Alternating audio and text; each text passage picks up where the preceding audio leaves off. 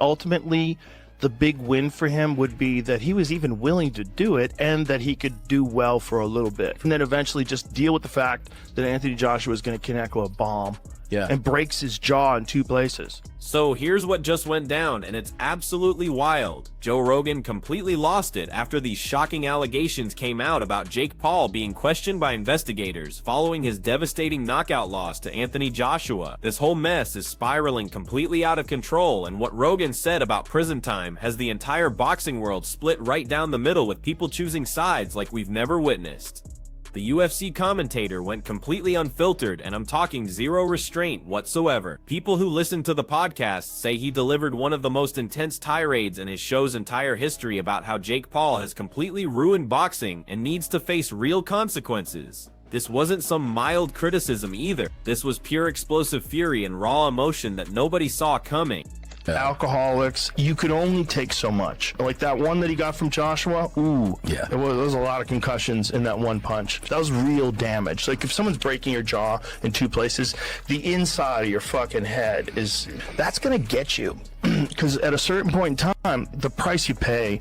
But wait, it gets even crazier than that. Rogan didn't just blast Jake Paul for destroying the sport, which would have been controversial enough by itself. He actually said that if these allegations prove to be accurate, the YouTuber boxer deserves to spend serious time locked up for what he's done to a sport that's existed for more than 100 years. That's a massive statement coming from someone with Rogan's influence and reach. Everything started when whispers began spreading through boxing insider circles that investigators were examining questionable circumstances around the December 19th fight in Miami between Jake Paul and Anthony Joshua, and these weren't just random rumors floating around. Sources who were there during the recording say Rogan's reaction was so volcanic and intense that his own crew was stunned by the sheer level of raw fury and anger he showed when breaking down the situation live on air. He deserves to rot in prison for what he's done to boxing, and this goes way beyond just one fight at this point. This is about obliterating an entire sport that countless generations of fighters have dedicated their entire lives to build. What insiders claim Rogan declared during the podcast recording that sent massive shockwaves through combat sports media and had the boxing world absolutely buzzing with heated debate.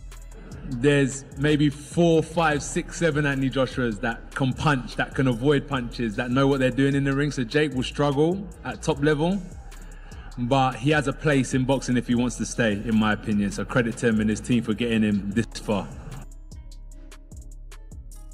Even though Jake Paul's team keeps threatening massive lawsuits against anyone making these claims, and they've been going hard across all social media platforms and through their lawyers, the next phase of this drama remains completely unclear and unpredictable. Nobody knows how quickly investigators might make a move, or if this entire situation will just fade away like countless other boxing scandals have over the years. But Rogan's explosive rant came as a direct reaction to boxing promoter Lou DiBella, who dropped a video that exploded across the internet questioning whether Anthony Joshua really gave everything he had against Jake Paul, which cracked open this massive can of worms. This wasn't a legitimate fight, and I mean that with complete seriousness.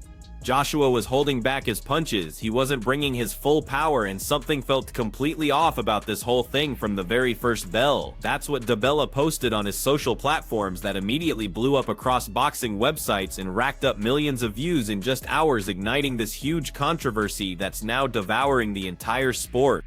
When people question, whether fights like this are quote-unquote real, like Deontay Wilder said something, what's the simplest answer you give them? I give them a cease and desist letter in their email for lying on my name, and then the lawsuit's coming right after because these people won't stop lying. Even though Jake Paul's camp has rejected everything and keeps threatening legal warfare against anyone who keeps pushing these claims, the vicious knockout he took proves he definitely absorbed full power when Anthony Joshua connected with that devastating right hand that completely shattered his jaw. Here's the shocking part though. Joe Rogan was actually one of the piece defending Jake Paul before the fight happened, saying he had real courage for stepping up against such a dangerous opponent like Anthony Joshua, and now suddenly he's talking about potential prison time. It shows how drastically everything has shifted and how seriously these claims have become in the mind of one of combat sports' most powerful voices. This was supposed to be Anthony's payout, but he's not seeing a dime. Anthony doesn't get the money anymore because he broke the rules. Simple as that. You break the code, you lose the purse. Moving forward, Joe Rogan had actually praised Jake Paul on an earlier podcast where he told his listeners that Paul earned respect for accepting such a dangerous fight against a legitimate heavyweight champion, which seemed like a totally reasonable position at the time. This is honestly one of the most insane matchups ever, and I'm not being dramatic when I say that. You take someone who just fought a 58-year-old Mike Tyson in what was basically a glorified exhibition, and then you're gonna fight one of the absolute most terrifying knockout specialists in the heavyweight division. That's legitimately crazy. Rogan said before the fight with real admiration in his tone as he kept going, emphasizing the massive danger Paul was walking into with complete awareness. That right hand, when it connects, you're finished. Completely out cold, lights off. This is a massive Olympic gold medalist heavyweight with single punch nuclear power that can end everything in one split second. He's a specialist at putting fists through skulls, and that's not an exaggeration. That's just the brutal reality of facing someone like Anthony Joshua. Rogan added his final warning before fight night, trying to make everyone understand just how massive what Paul was attempting really was. He's gonna be absolutely terrifying, and he's gonna have everything proved to the boxing world. He's gonna be genuinely furious that Jake Paul wants to fight him, like legitimately enraged, very angry that this YouTuber wants to step in with him and believes he belongs in the same ring. Rogan predicted with accuracy that would turn out to be completely spot on. Throughout all those fights, you know? But it's still like when you fighting like fighters who actually like done it for like their life, their whole life, it's a little different.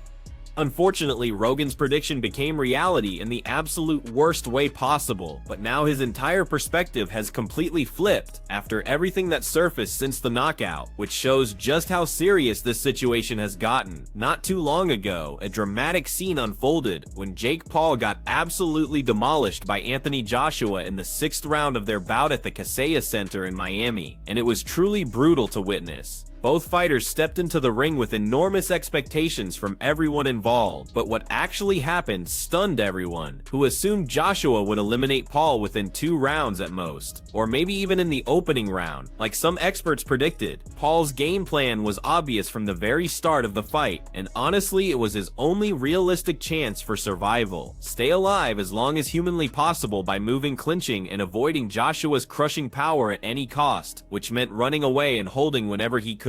The fight unfolded differently than the experts forecasted, with Paul making it all the way to the 6th round before Joshua finally connected with the knockout shot that fractured his jaw in 2 separate places, requiring immediate emergency surgery. That impact was absolutely crushing, and you could see Paul's entire body go completely limp. Boxing man. Jake Paul had a very healthy fear for his life while he was in there. He was running away. He was trying to get distance. Then he was trying to step in to win this contest, and then he's trying to get out of the way so that he doesn't get hurt again. He was fighting. He's got to go forward. So now he's clenched him. Now he's dropping down to his knees. He's going below the waist. Paul was literally fighting just to survive in there, and you could see the absolute terror in his eyes every single time Joshua moved closer. The 28-year-old Paul had used every survival method available, and I mean he was pulling out everything possible to stay upright. He kept repeatedly dropping to the canvas and grabbing onto Joshua's legs whenever the former champion got close enough to land clean power shots, which annoyed Joshua but also delayed what everyone knew was coming. A video surfaced showing the final knockout sequence, and people could clearly see Paul's face show pure panic right before Joshua's right hand smashed into his jaw with crushing force that echoed throughout the entire arena. The footage revealed Paul crashing to the canvas in a crumpled heap as the referee instantly stopped the fight without any hesitation, while Joshua celebrated and Paul stayed on the ground spitting blood and completely out cold. Paul got rushed to Miami University Hospital where he had emergency surgery that went on for several hours to fix his destroyed jaw using titanium plates, which doctors explained was essential to rebuild the bone structure correctly. There's absolutely no doubt that the knockout was completely real and devastating. There's zero question about that part, which is what people have been posting about on social media with captions like "That's what happens when you face real heavyweight power. Props to both fighters, but that was hard to watch." Then more posts appeared saying something that really connected with boxing fans. Jake Paul just learned the difference between fighting old guys and fighting an actual champion in his prime. And that's the truth, because that had to sting on every level. Your brother fought his ass off. That knockout was absolutely incredible in its violence and finality. In my opinion, that was complete dominance domination for Anthony Joshua and proof of his championship-level ability. Joshua responded by showing Paul respect in the post-fight interview, saying something that demonstrated real class and professionalism.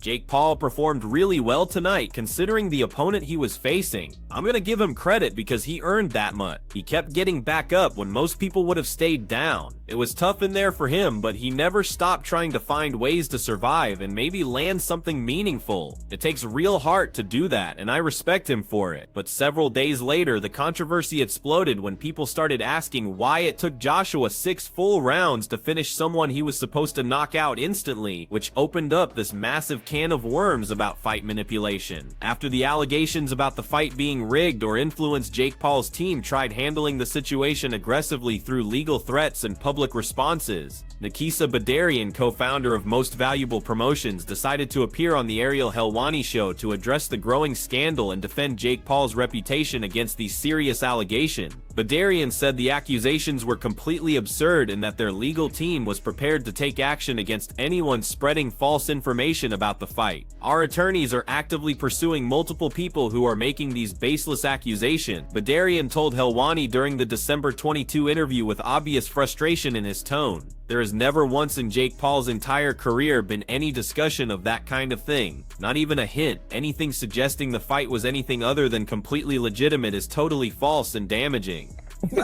I won 2 rounds for sure, and then he won 2, and then I got dropped. I was doing good. I just think my cardio, just the mental pressure of the big guy and sparring the big people is different than the 10-ounce gloves. So I was feeling his power a lot more. But it was a great experience. Like, I learned a lot in there. Badarian specifically named Lou DiBella, directly saying the veteran promoter had made groundless accusations that needed to be handled through legal action and possibly the courts. According to Badarian, Jake Paul has always competed in real fights throughout his whole career, and these accusations were harmful to both Paul's reputation and the entire promotional organization they've created. Lou DiBella, I saw him post a bunch of ridiculous stuff on social media and even said, Nikisa, go ahead and sue me, but this wasn't a legitimate fight according to him. Joshua was supposedly holding back his punches. He allegedly wasn't bringing his full effort, Badarian stated with obvious frustration and anger in his tone. He also broke down why the fight went longer than people expected, pointing out that Anthony Joshua himself had predicted a first-round knockout in pre-fight interviews, but the actual circumstances in the ring made that impossible to accomplish. Anthony Joshua was on record repeatedly saying that if he didn't finish him in the first round, that would be disappointing and embarrassing. That would be a complete failure on his part as a former champion. The story shifted as we approached fight night and people started realizing Paul might actually last a few rounds. Badarian explained during the interview, trying to give context for why the fight went 6 rounds instead of ending immediately. For everyone wondering about Jake's strategy, most of the people don't know boxing, but I will outline one thing that even like I asked about. So like moving around the outside, to your point, like everyone's saying, oh, he ran the whole time. No, that's boxing. That's what Floyd Mayweather built his career off of. Especially when you're facing a bigger guy who controls the center of the ring. The only way to properly win is stay on your horse, pivot, switch directions, make a miss. Like that's the name of the game. That's elusiveness. That's evasion. That's good. Recently, Joe Rogan completely flipped his viewpoint after hearing all these allegations and seeing how the boxing community was responding to the controversy around the fight. Rogan discussed the situation on the Joe Rogan Experience, delivering what many consider one of his most passionate and emotional breakdowns ever recorded about combat sports and fighter well-being. It's not worth it for Jake Paul to keep going, Rogan said during the podcast episode talking about Jake Paul's future in boxing. There's a cost that you pay that isn't worth it. And that cost is depression serious. Depression, a major brain imbalance that's gonna push you toward addiction and potentially even worse outcomes. The podcast host went even deeper, explaining the severe damage Paul suffered from Joshua's knockout punch, getting into the medical specifics that most people don't grasp. Was this fight set up? Was it a fix? Did something go on in this fight? Because how could it have went 6 rounds or 5.5 rounds? Come on, mate. Did you see that video? Watch that video again. It's going to play again after I've spoke. And tell me that that was set up. He got hit That single shot he took from Joshua, imagine if you have a punch card, you have a limited number of punches that you can absorb in your lifetime, which I believe you do based on the research. I think there's a specific number that your brain can handle. That one was equivalent to 10 punches worth of damage. That was multiple concussions packed into that one punch, which is absolutely scary when you really think about it.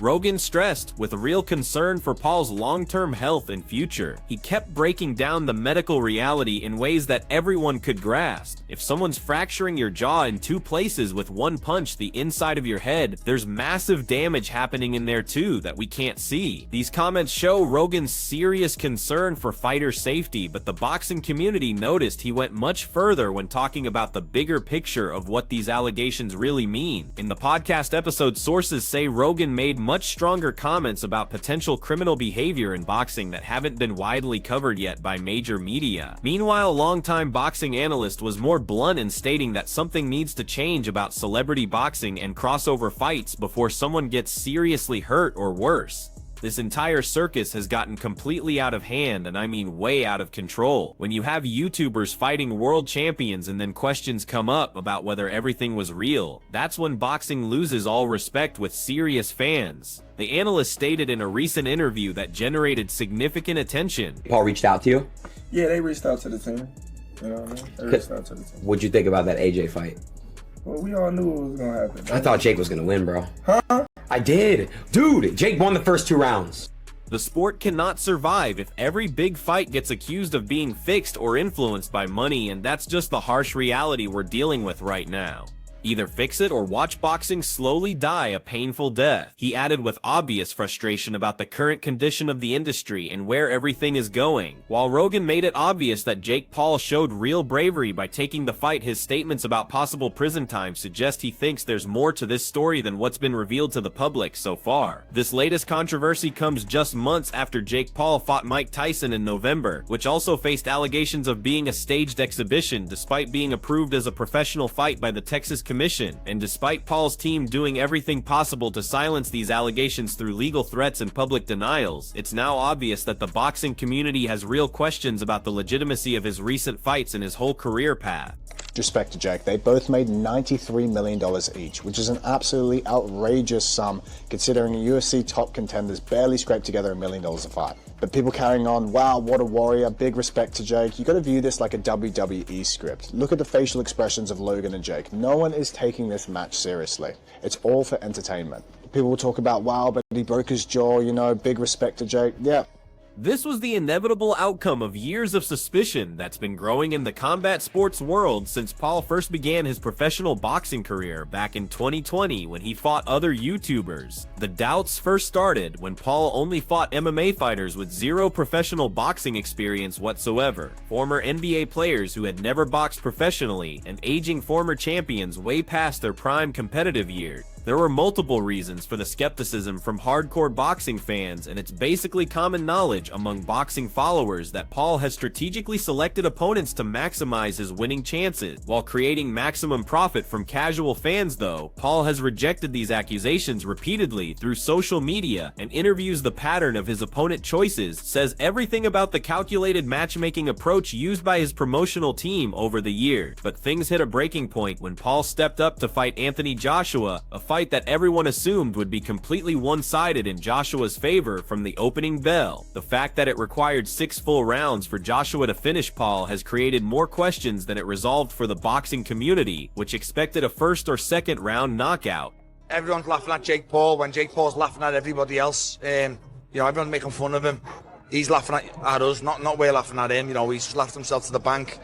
Even before that fight, you know, he's an unbelievable businessman, which is exactly what he is. To do what he's done, to drag Mike Tyson into the ring. And then the vicious knockout in round 6 was supposed to settle all the controversy and prove that Paul was in a legitimate fight against real competition at the highest level. Jake Paul took the full impact of Anthony Joshua's right hand because there was no possible way to fake a broken jaw that needed emergency surgery with titanium plates to fix the damage. He simply couldn't dodge the inevitable any longer, and Joshua's patience finally worked when he connected with the perfect shot that sent Paul crashing to the canvas unconscious and unable to continue. It occurred during entering the 6th round when Anthony Joshua trapped Paul against the ropes and delivered a crushing right hand that landed perfectly on the jaw with incredible force. That was genuine power, and you cannot fake that kind of damage to the human body. You cannot fake that level of destruction, period. Paul's jaw was fractured in 2 places. One ringside doctor confirmed after examining Paul right after the knockout, verifying how severe the injury was. This was considered legitimate by everyone who witnessed it, regardless of the questions about the earlier rounds and how the fight developed. That is wild. Oh, that was the one. That was the one. Just call it. We don't need to see another. Yeah, good fight. Just made 90 mil. Anthony Joshua got the job done. Jake did good. Jake fought his heart out. Pushed past fatigue. Showed his heart. A fan posted on social media in a message that received thousands of likes, "Say whatever you want about the rest of the fight and all the conspiracy theories, but that knockout was absolutely real and brutal. Paul got completely destroyed and paid the price for stepping up." Another put the situation in perspective with some humor. If Jake Paul was paying anyone to go easy on him, he got the worst deal in history because his jaw is totally broken and he's drinking through a straw for Christmas, which is a horrible way to spend the holidays. One criticized the conspiracy theorists seriously and defended Paul's bravery for taking the fight. People will never give Jake Paul credit, no matter what he does or who he fights. He fought a legitimate champion, got knocked out for real, and people still won't stop talking about conspiracies and allegations. However, before all these questions became public knowledge, boxing insiders were already talking quietly about unusual contract clauses and strange negotiations that took place before the fight was signed. The contract included specific weight limits, unusual financial terms, and other conditions that seemed designed to give Paul every possible advantage short of actually rigging the fight outcome. Multiple sources confirmed that Anthony Joshua was restricted to 245 pounds at the weigh-in, which is unusually light for a natural heavyweight of his size and build. That weight restriction was specifically implemented to help Jake Paul have better odds. Joshua normally walks around much heavier than that when he's not cutting weight. One boxing insider revealed to media members off the record, speaking anonymously. Even though Joshua accepted the terms, the restrictions raised eyebrows among people who've been around professional boxing for decades and understand how these things operate. Joe Rogan specifically brought up these contract issues during his podcast, suggesting they represented an attempt to manipulate the fight conditions, even if the actual outcome wasn't predetermined beforehand. Boxing is dangerous, but this is dangerous. And I said, this fight is so big that people will tune in for so many different reasons. Firstly, because they want to see Jake Paul get flattened. Secondly, it's AJ, it's Jake Paul, it's 2 worlds colliding. But thirdly, it is the danger element. I said, this is a bit like tuning in. When you start implementing all these strange restrictions and limitations on one fighter to benefit the other guy, where's the boundary between smart matchmaking and something more problematic? At what point does it stop being just smart matchmaking and cross over into something that harms the sport?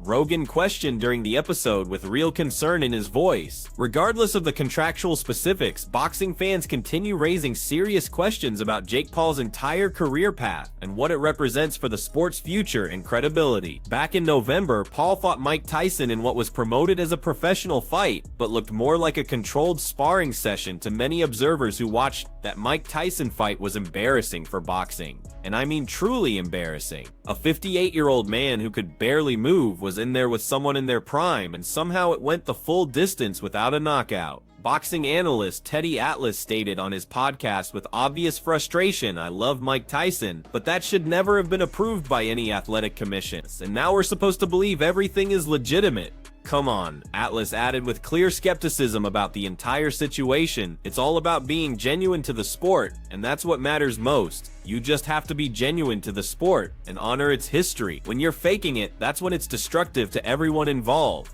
When you know something isn't right and you keep doing it, that's something very wrong that impacts the entire sport," the former champion said about the current state of celebrity boxing and where it's going. And right after the Joshua fight, Jake Paul went directly to the hospital for jaw surgery, which at least proved that specific punch was devastatingly real, regardless of questions about everything else that occurred. I want to fight Anthony Joshua exclusive because I know that I will beat Anthony Joshua.